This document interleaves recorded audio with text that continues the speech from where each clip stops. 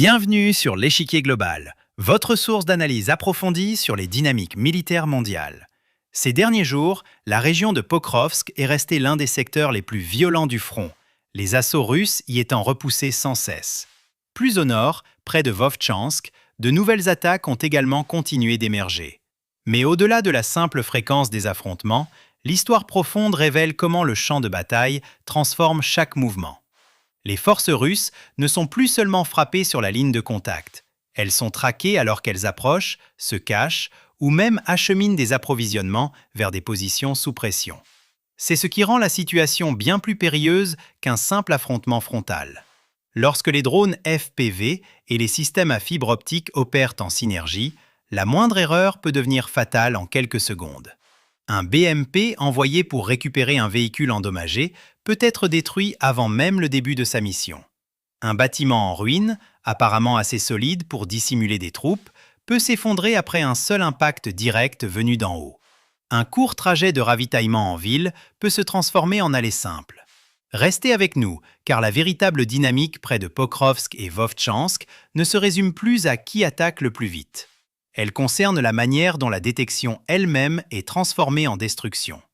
Et si les forêts, les ruines et l'obscurité ne garantissent plus la sécurité, comment les troupes russes peuvent-elles encore tenir leur position sous un ciel qui semble ne jamais détourner le regard?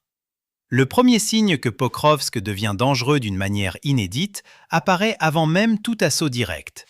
Dans l'une des séquences de combat les plus claires, un BMP russe s'approche d'un char déjà neutralisé et semble entreprendre une opération de récupération. Il s'agit d'une tâche d'arrière-garde qui aurait dû être menée sous une certaine couverture. Au lieu de cela, le véhicule est frappé presque immédiatement par un drone FPV ukrainien et explose à l'arrêt.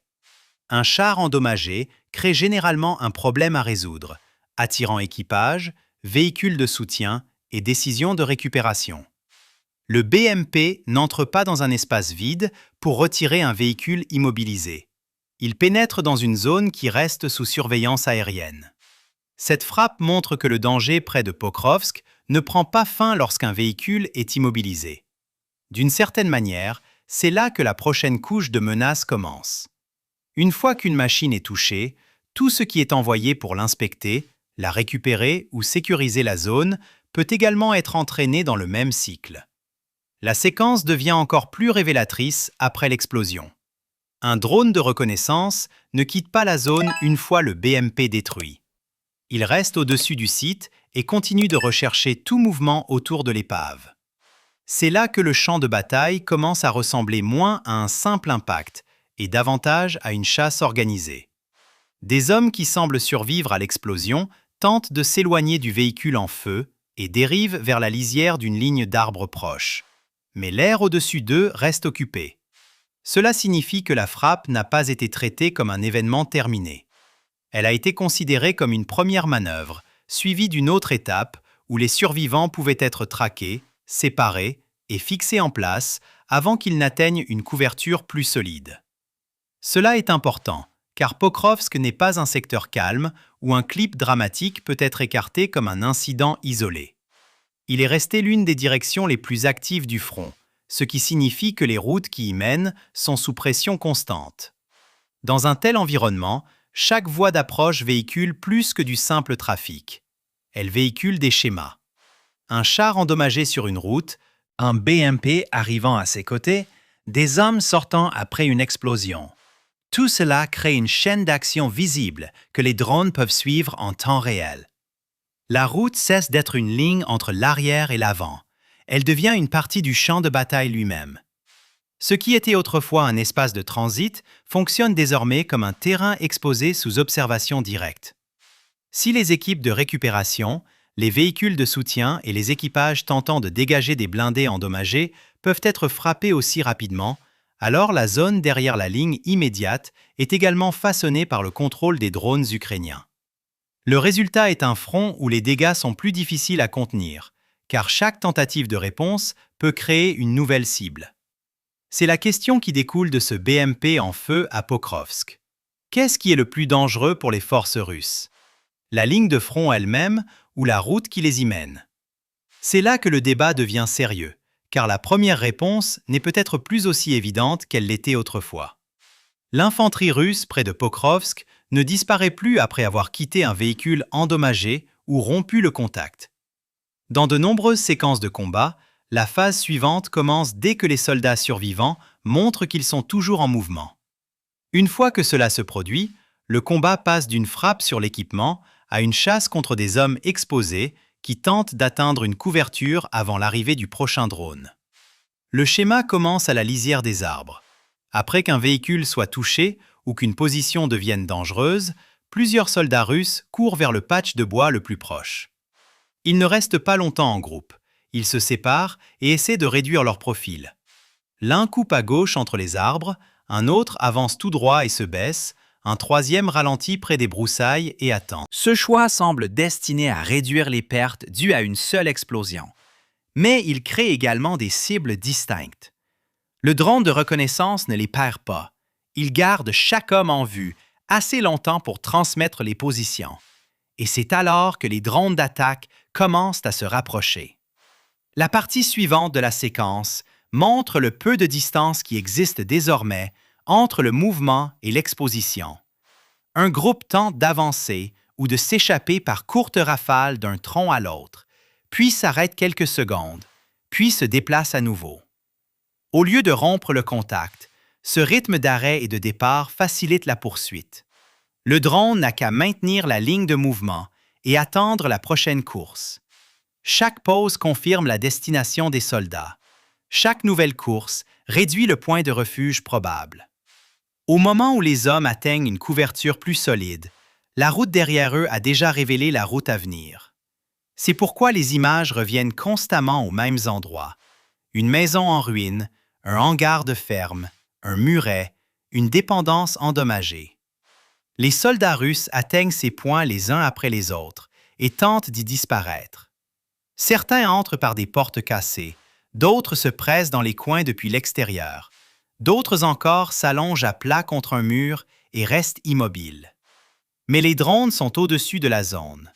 Dès qu'un soldat est vu entrant dans une structure, cette structure devient la prochaine zone cible. L'équipe de drones n'a plus à chercher une vaste zone. Elle n'a qu'à surveiller les sorties et le terrain proche jusqu'à ce que la fenêtre d'attaque apparaisse. Dans plusieurs séquences, cette fenêtre s'ouvre presque immédiatement. Un soldat se cache à l'intérieur d'une maison en ruine, puis change de position après un court délai. Un groupe atteint une maison et tente de rester bas près de l'entrée. Un troisième reste à l'extérieur et se plaque contre le mur, espérant que le bâtiment lui-même bloquera la vue d'en haut. Aucun de ces choix ne dure longtemps. Le drone de reconnaissance maintient la localisation et le drone de frappe est dirigé vers le point où le mouvement a été confirmé pour la dernière fois. Ce qui importe ici n'est pas la destruction spectaculaire, mais le fait que le temps entre le moment où l'on est vu et celui où l'on est attaqué est devenu extrêmement court. C'est le changement sur le champ de bataille qui se cache derrière ces scènes. Le problème pour l'infanterie russe n'est plus simplement de trouver une couverture. Près de Pokrovsk, la dissimulation a toujours lieu, mais elle ne met plus fin au danger. Elle ne fait que retarder la prochaine frappe d'une faible marge. Si cela vous semble être la bonne interprétation de cette bataille, alors la section des commentaires devrait se prononcer sur une question clé. Le camouflage est-il désormais devenu seulement une courte pause, plutôt qu'un véritable chemin vers la survie? La bataille près de Pokrovsk devient encore plus dangereuse lorsque les équipes de drones ukrainiennes cessent de traiter un véhicule ou un abri comme une cible unique et commencent à l'attaquer par couches successives. C'est à ce moment que le champ de bataille cesse de ressembler à une série de frappes distinctes et commence à prendre l'apparence d'une séquence contrôlée. Dans plusieurs scènes de combat, une fois qu'un char ou un véhicule blindé est confirmé comme difficile à détruire, plusieurs drones sont dirigés vers le même objectif jusqu'à ce que l'équipage perde toute chance réelle de le sauver. Cette séquence commence généralement par un contact et non par une destruction finale. Un véhicule blindé est repéré en mouvement sous pression ou stationné près d'une couverture. Le premier drone arrive et porte un coup, mais le résultat n'est pas toujours une destruction complète immédiate. Les véhicules ralentissent, Tournent légèrement ou restent en place avec des dégâts visibles. À ce moment-là, l'équipage semble souvent penser que le pire est passé si la coque est encore intacte. Certains restent à l'intérieur et attendent.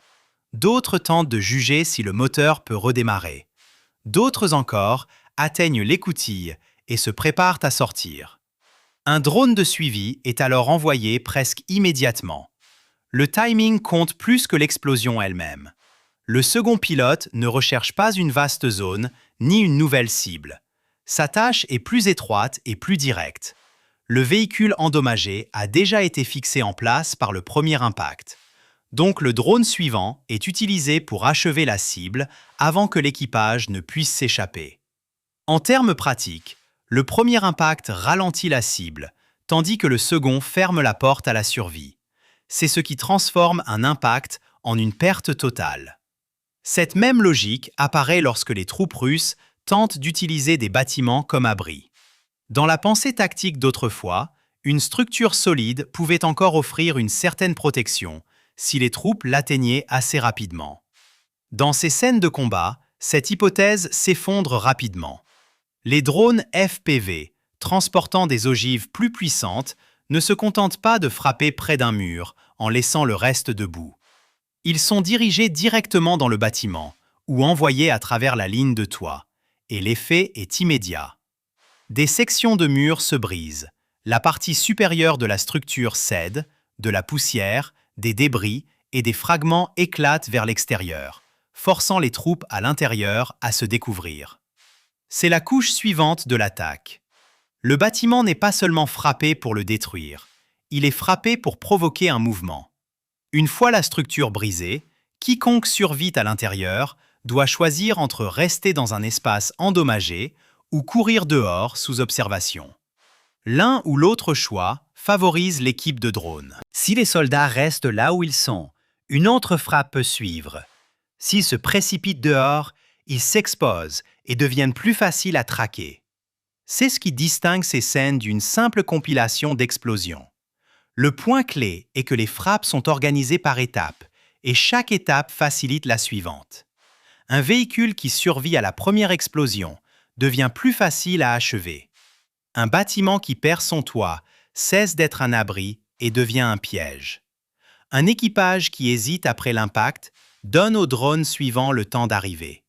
Sur ce type de champ de bataille, le blindage offre encore une certaine protection, mais il crée également une cible grande et lente qui peut être fixée, frappée à nouveau, puis abandonnée sous pression.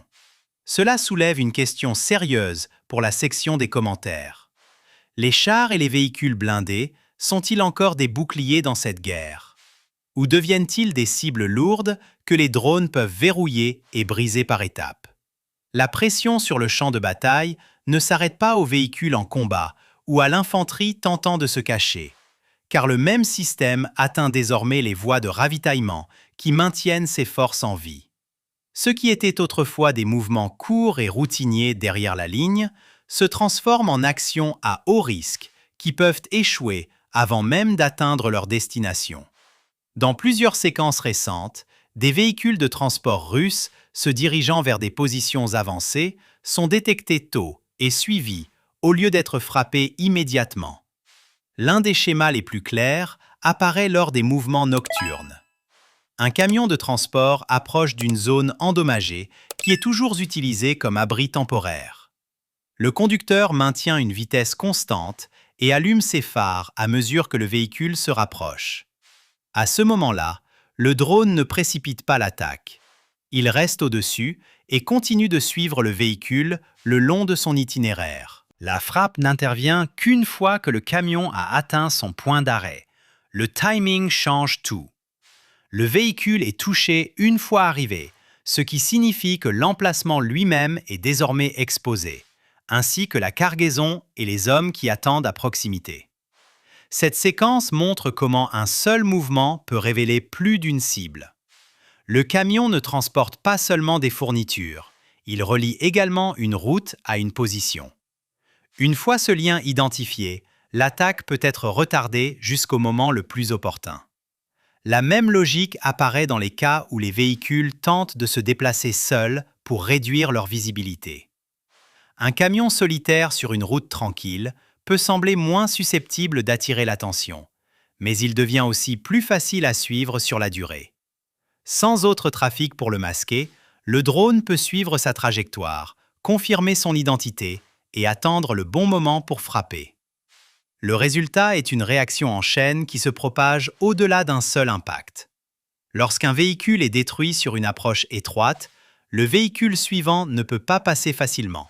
Il doit s'arrêter, faire demi-tour ou attendre une autre route. Chaque délai ajoute de la pression sur les unités en avant qui dépendent de ces livraisons. Les munitions arrivent en retard, la nourriture et l'eau sont réduites, l'équipement de remplacement n'atteint pas la ligne. Aucun de ces effets ne provient d'une seule grande explosion.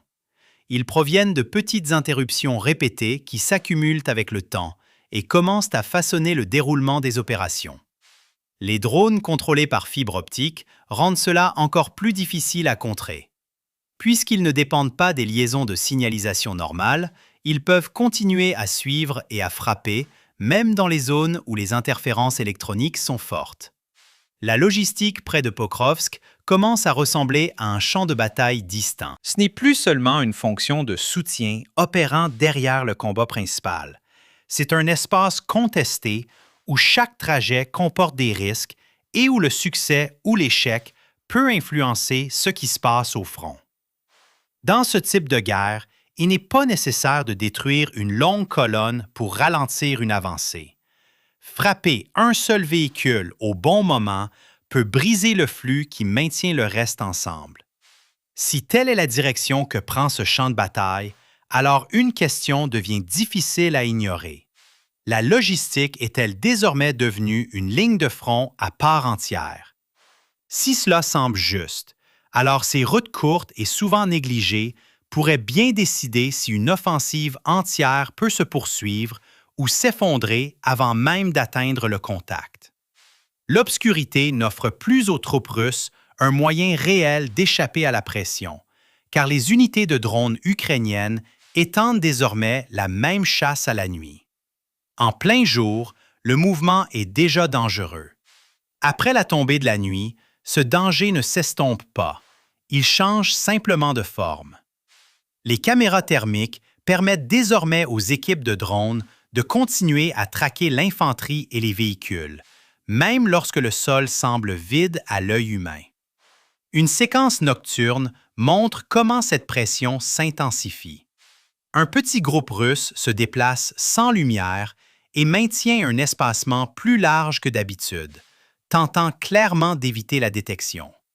Les hommes ne restent pas proches les uns des autres. Ils se déplacent en ligne lâche et semblent croire que le silence et la distance les protégeront.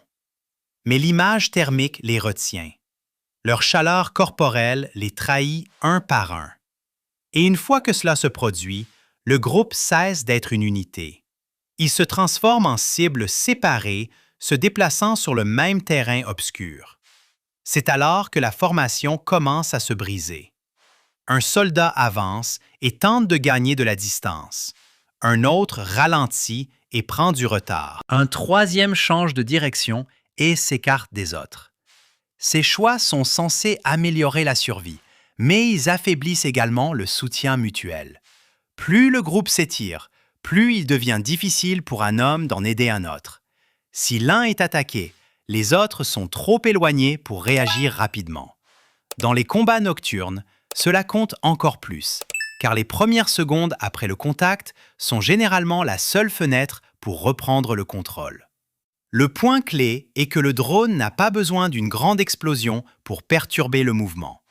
Il lui suffit de maintenir la pression sur le groupe jusqu'à ce que l'espacement s'élargisse et que le rythme s'effondre. Une fois que cela se produit, l'unité perd l'avantage de se déplacer ensemble. Un petit groupe qui est entré dans l'obscurité comme un seul corps en sort comme plusieurs hommes isolés, chacun contraint de penser d'abord à sa propre survie. Cela ralentit toute poussée en avant et rend la prochaine étape plus fragile. La même logique apparaît plus au nord, près de Vovtchansk. Là, les équipes de drones ukrainiennes continuent de frapper l'infanterie russe de manière plus méthodique. L'objectif n'est pas toujours de produire une explosion spectaculaire. Le but est de réduire la force petit à petit jusqu'à ce que l'assaut perde de son poids. Un homme est intercepté alors qu'il traverse un terrain découvert. Un autre est frappé près d'une position en ruine. Un troisième est traqué après avoir tenté de se déplacer entre des points de couverture.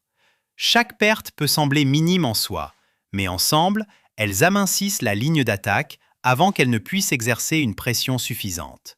C'est pourquoi cette partie de la guerre doit être lue comme un schéma connecté, et non comme des incidents locaux distincts. Pokrovsk montre comment les drones sanctionnent les mouvements près de l'un des secteurs les plus actifs de Donetsk. Vovchansk montre que la même méthode peut user l'infanterie sur un autre front par une pression constante et répétée. Une fois que le ciel veille jusque dans la nuit, l'obscurité ne restaure plus la sécurité.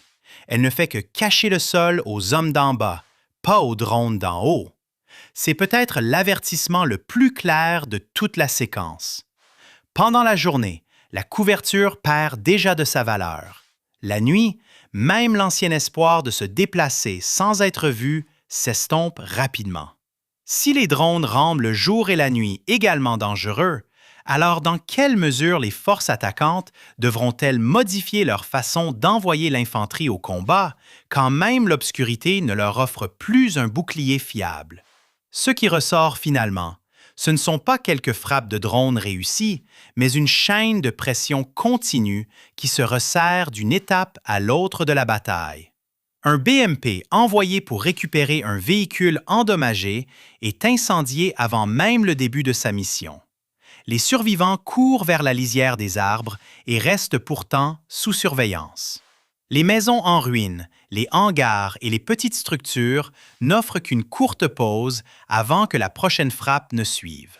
C'est ce qui rend ce champ de bataille si important. Si une partie contrôle le ciel à basse altitude, cette partie peut ralentir les mouvements, briser la coordination et affaiblir et attaquer une petite cible à la fois. Les dégâts peuvent sembler limités à chaque instant séparé, mais ensemble, ils commencent à façonner le tempo de l'ensemble du combat. La question plus vaste est maintenant, qu'est-ce qui vient ensuite? La Russie pourrait tenter de s'adapter avec des groupes plus petits, des mouvements plus courts et un camouflage plus serré. Mais si la détection reste aussi rapide et les frappes de suivi aussi organisées, ces changements pourraient seulement réduire les pertes au lieu de résoudre le problème.